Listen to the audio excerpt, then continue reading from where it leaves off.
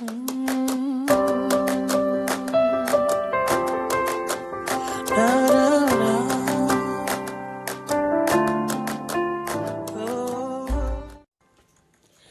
salut! Bienvenue sur ma chaîne, je suis Stéphie et tu es sur Full of God's Love.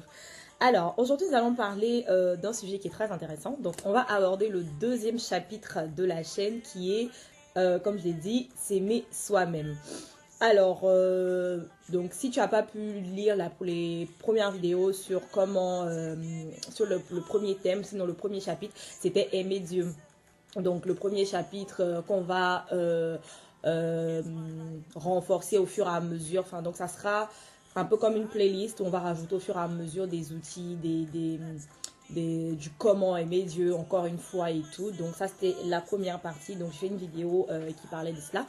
Et dans cette deuxième partie, donc le chapitre 2, il s'agira de s'aimer soi-même. Et c'est le même principe que la première partie. Donc, c'est déjà d'expliquer pourquoi il faut s'aimer soi-même, comment y arriver, pourquoi c'est important de s'aimer soi-même. Donc, il y aura plusieurs petits sujets à l'intérieur de ce grand thème. Et encore une fois, ce ne sont pas des sujets, sinon des listes qui sont exhaustives, parce qu'on peut toujours avoir comment réussir à s'aimer, comment aimer Dieu, des choses peut-être que j'aurais pas pu dire sur cette chaîne-là ou au moment d'enregistrer la vidéo parce que peut-être que ça m'est pas venu à l'esprit sur le moment, mais au fur et à mesure, tu pourrais avoir d'autres thèmes, d'autres sujets, d'autres détails en fait au fur et à mesure, d'accord? Donc sans plus tarder, on va aborder le deuxième chapitre, comme j'ai dit tout à l'heure, qui est s'aimer soi-même. Alors... pour s'aimer soi-même, on va faire déjà une petite introduction. Moi, je peux dire en fait que s'aimer soi-même, ça fait partie des recommandations du Seigneur, d'accord? Quand on lit le livre de Matthieu 22, donc le passage d'appui de la chaîne, le livre de Matthieu 22, le verset 39, la Bible nous dit « Tu aimeras et voici le deuxième qui lui est semblable. » Donc, semblable au premier commandement, donc le plus grand qui est d'aimer Dieu. Donc, le deuxième qui lui est semblable, donc qui a tout aussi le même poids, la même importance que le premier, sinon que d'aimer Dieu, c'est de s'aimer soi-même. Et tant que c'est un commandement, donc un commandement, c'est un ordre. Donc, Dieu t'ordonne quelque part de t'aimer. C'est-à-dire que même si tu n'as pas la force en toi de t'aimer ou tu n'y arrives pas par tes propres forces, pense juste au fait que c'est un ordre et tu n'as pas d'autre choix en fait que de le faire, que de t'aimer toi-même, d'accord? Donc pour continuer, comme je disais, le livre de Matthieu 22, 39 nous montre clairement que cela fait partie du deuxième commandement du Seigneur. Donc c'est un ordre de notre Seigneur Dieu, d'accord?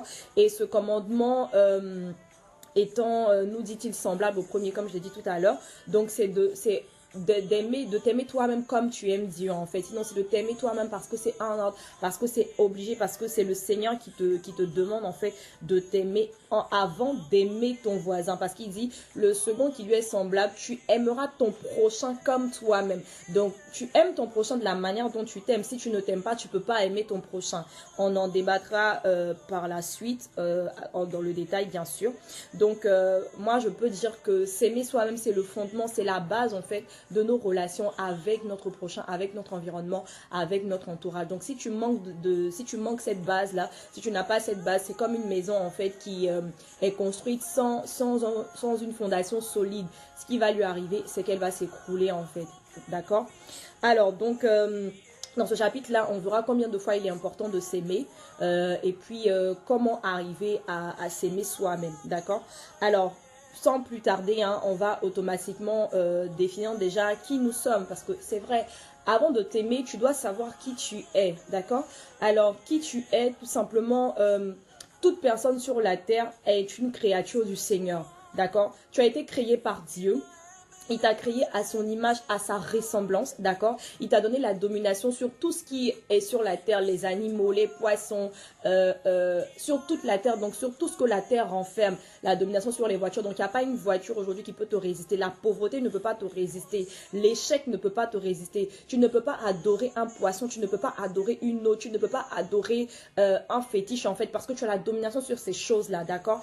Aucune situation difficile aujourd'hui dans ta vie, pendant que tu écoutes ça, là ne doit pouvoir te résister. Tu peux peut-être tomber, tu peux peut-être avoir des coups de blues, des moments sombres, mais tu ne dois pas rester par terre en fait, parce que tu as la domination en fait sur toutes ces situations-là. Dieu t'a donné ce pouvoir-là, Dieu t'a donné cette capacité de dominer sur toutes les choses de la terre. Il faut juste que tu prennes conscience en fait. Et pour t'aider à le faire, je t'invite à lire le livre de Genèse, le chapitre 1, les versets 26 et 27. Tu verras en fait tout comment tu es une créature du Seigneur, comment tu as été fait à l'image de Dieu. Et quand tu es fait à l'image de Dieu, tu es toi aussi un Dieu, tu es un petit Dieu comme on dit souvent.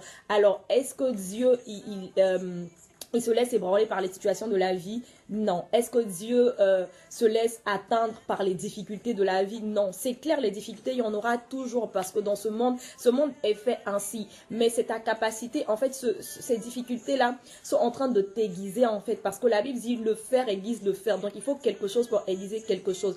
Aucune difficulté, aucune situation difficile ne t'arrive sans que tu n'aies la capacité de pouvoir la surmonter parce que ce pouvoir-là, il est en toi. Il faut juste que tu puisses prendre conscience. Il faut juste que tu puisses être convaincu, être résolu dans ton esprit. Et à ce moment-là, rien, mais vraiment rien ne pourra te résister. Alors, une autre chose que tu dois savoir dans le qui es-tu, c'est que tu es une créature si merveilleuse. Comme le roi David, si merveilleuse, comme je le disais. Donc, tu peux le voir dans le livre de Psaume 139, le verset 14. Donc, c'est le roi David, en fait, qui est en train de dire au Seigneur: je te loue de ce que je suis une créature si merveilleuse. Tes œuvres sont admirables et mon âme le reconnaît bien. Donc, en fait, ici, tu es en train de voir que tu es une créature si merveilleuse. C'est Dieu qui t'a créé, en fait. Et tout ce que Dieu crée est parfait. Tout ce que Dieu crée est merveilleux. Donc, c'est cette personne-là que tu es, en fait. Quelque chose de merveilleux, c'est quelque chose qui éblouit, en fait, la pensée. C'est quelque chose de waouh, c'est quelque chose qui est tellement beau, qui est tellement grand, qui est tellement, limite j'ai envie de dire parfait. Donc à partir du moment où tu es une créature si merveilleuse, tu dois pouvoir t'aimer, tu dois pouvoir aimer le chef-d'œuvre de Dieu, tu dois pouvoir aimer le travail que Dieu a fait. C'est une manière pour toi de lui être reconnaissant, de se dire, waouh, il a pris de son temps, il m'a créé, quoi. Je suis pas... je veux dire, je suis pas n'importe qui. C'est Dieu qui m'a créé, donc je me dois de m'aimer, en fait. C'est une manière de lui être reconnaissant, de lui être agréable, en fait. Donc ça, c'est une créature si merveilleuse, une créature de Dieu faite à sa ressemblance. Ça, c'est pour, j'ai envie de dire, le commun des mortels. C'est pour tout le monde. Mais toi qui es disciple du Seigneur, un disciple, en fait, c'est quelqu'un... qui est sous l'autorité d'un maître, en fait, d'accord? Un disciple, c'est celui qui apprend d'un maître, c'est celui qui suit la doctrine d'un autre, donc de Dieu. Nous venons être des disciples du Seigneur. C'est celui qui s'attache aux principes et aux sentiments de son maître, donc pour nous, ce sera aux principes et aux sentiments de Dieu. Alors, pour ceux qui sont disciples du Seigneur, pour toi qui es disciple du Seigneur, tu dois savoir dans la partie qui es-tu, que tu es le sel de la terre. Tu es le sel de la terre.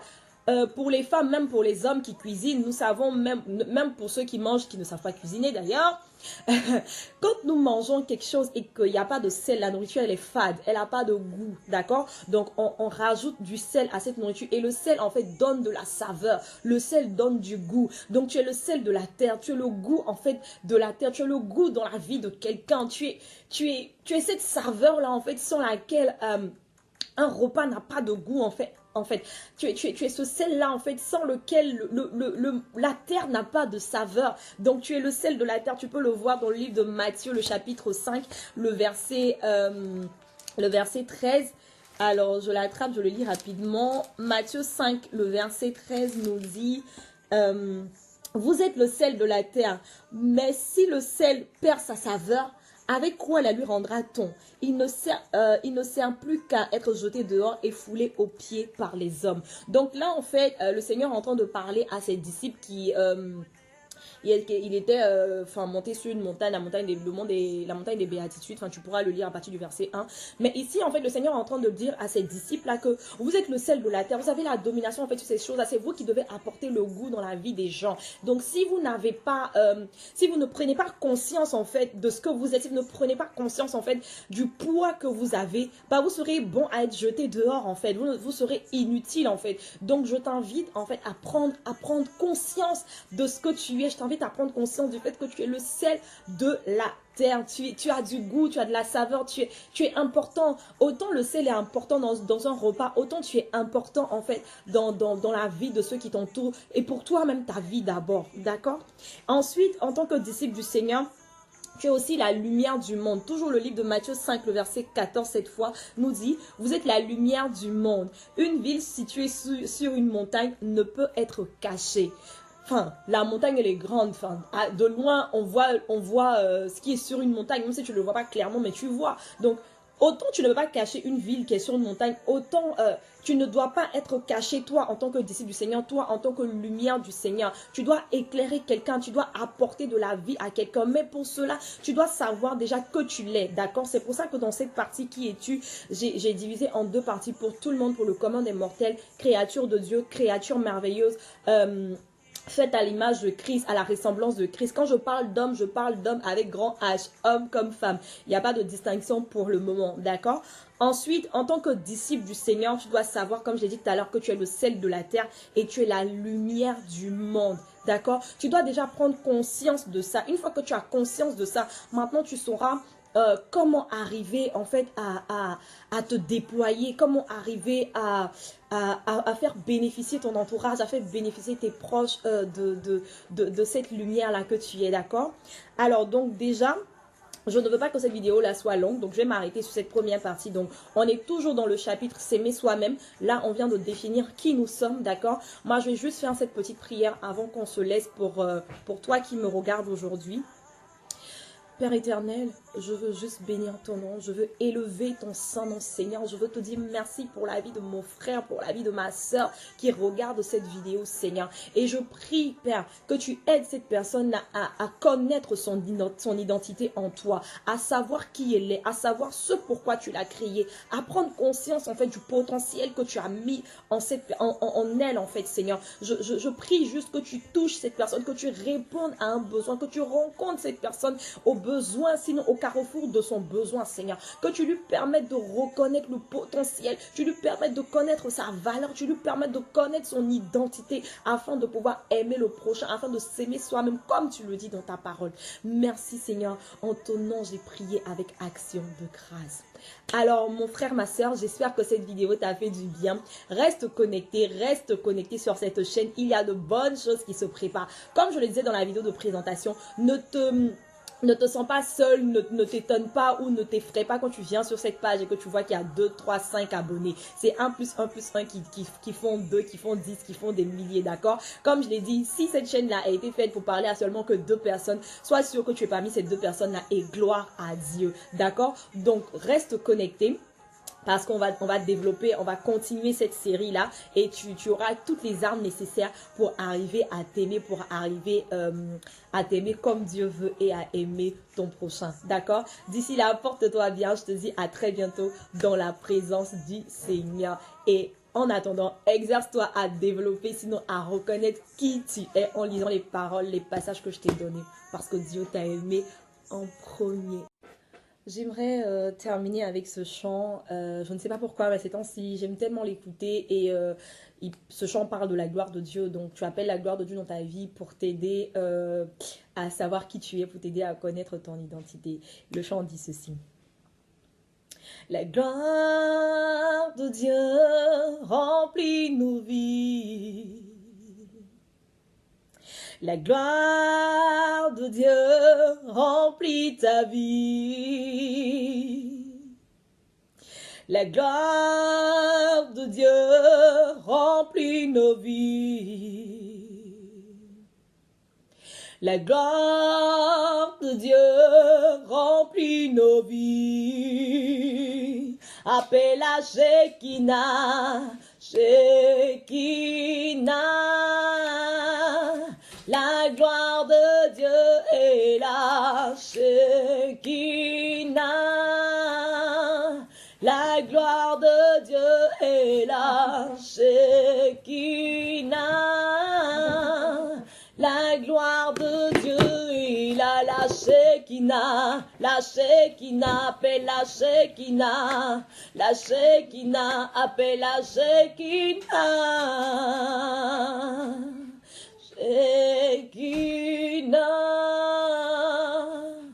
la gloire de Dieu est là. J'espère que ce chant t'a fait du bien, que la gloire du Seigneur soit avec toi, que la Shekinah de Dieu soit avec toi pour t'aider à découvrir ton identité. Demeure béni. Au revoir.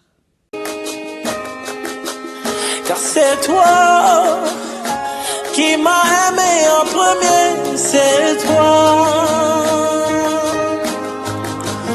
It was you